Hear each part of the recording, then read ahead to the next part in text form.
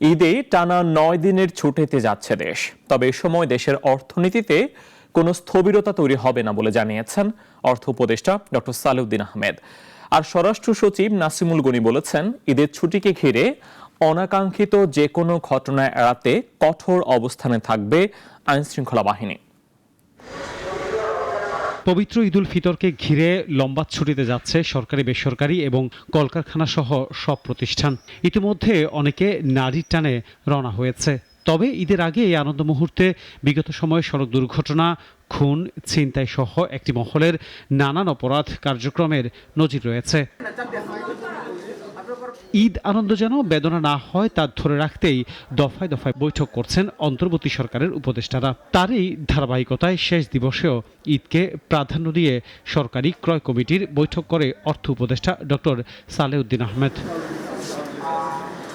বৈঠক শেষে স্বরাষ্ট্র সচিব নাসিমুল গনি বলেন, ঈদের ছুটিকে ঘিরে রাজধানী সহ পুরো দেশে যে কোনো অনাকাঙ্ক্ষিত ঘটনা এড়াতে কঠোর অবস্থানে থাকবে আইনশৃঙ্খলা বাহিনী।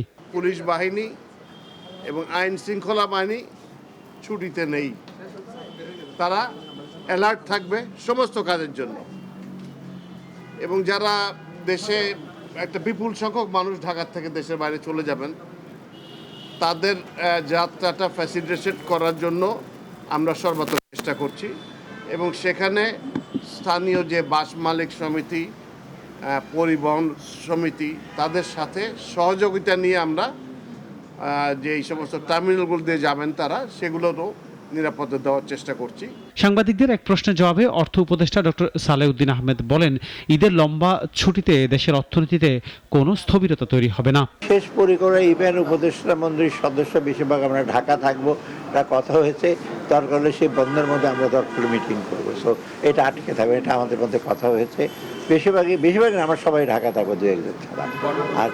আর সচিব যদি বাইরে যায়ও, দেশে থাকলে তো অসুবিধা নয়, বিদেশে গেলে আমরা জুমের মাধ্যমে ইস্যু করি। সেটা আমি ওয়ার্ল্ড ব্যাংকে থাকতে ওগুলো অনেকগুলো মিটিং করেছি, সেগুলো অসুবিধা হবে না। এছাড়া বৈঠকে উন্মুক্ত দরপত্রের মাধ্যমে 50,000 মেট্রিক টন বাসমতি চাল, সৌদি আরব ও অভ্যন্তরীণ বাজার থেকে 70,000 মেট্রিক টন সার এবং এলএনজি কেনার অনুমতি দেওয়া হয়েছে। আনোয়ার হোসেন, নাগরিক, ঢাকা।